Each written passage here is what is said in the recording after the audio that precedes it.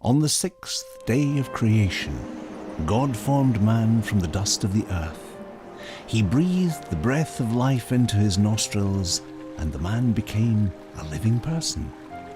God planted a garden in Eden and placed the man there. God ordered beautiful trees and trees that bear fruit to grow up from the ground. In the middle of the garden, he placed the tree of life and the tree of the knowledge of good and evil. He gave instructions to the man to tend to and watch over the garden. God told the man, "You may freely eat the fruit of every tree in the garden, except the tree of the knowledge of good and evil. If you eat the fruit of this tree, you will surely die." Then God said, "It is not good for man to be alone. I will make a helper who is just right for him." God brought all the animals to the man to be named by the man. The man gave names to all the animals, but still there was no helper just right for him. So God caused the man to fall into a deep sleep. While he slept, God took out one of the man's ribs and closed up the opening. Then he made a woman from the rib, and he brought her to the man.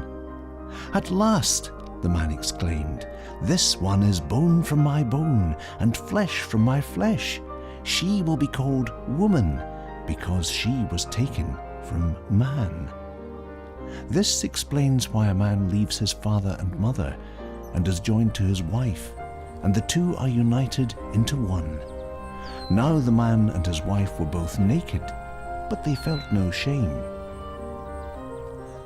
One day, the serpent, the most clever of all the wild animals, asked the woman, "Did God really say you must not eat the fruit from any of the trees in the garden?" "Of course we may," the woman replied.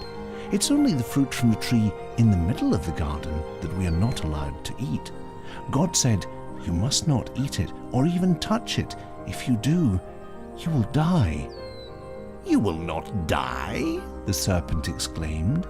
"God knows that your eyes will be opened as soon as you eat it, and you will be like God, knowing both good and evil." When the serpent was done speaking, the woman did eat the forbidden fruit and shared it with her husband. At that moment their eyes were opened. They felt shame by their nakedness, so they sewed fig leaves together to cover themselves. That evening they heard God walking about in the garden, so they hid. God called to the man, "Where are you?" The man replied, "I hid from you because I was naked." "Who told you that you were naked?" God asked. "Have you eaten from the tree whose fruit I commanded you not to eat?" The man replied, "The woman gave it to me." Then God asked the woman, "What have you done?" "The serpent tricked me," she replied. Then God said to the serpent, "Because you have done this, you are cursed more than all animals. You will crawl on your belly as long as you live. I will put hatred and division between you and the woman. He will crush your head, and you will bruise his heel." God then said to the woman, "I will sharpen the pain of childbirth, and your husband will rule over you." To the man he said, "Since you listened to your wife and ate from the tree, the ground is cursed because of you. All of your life you will work hard to grow your own food until you die. You were made from dust, and you will return to dust." Adam then named his wife Eve, and God made clothing from animal skins to cover their nakedness. God banished them from the Garden of Eden, and he sent Adam out to cultivate the ground from which he had been made.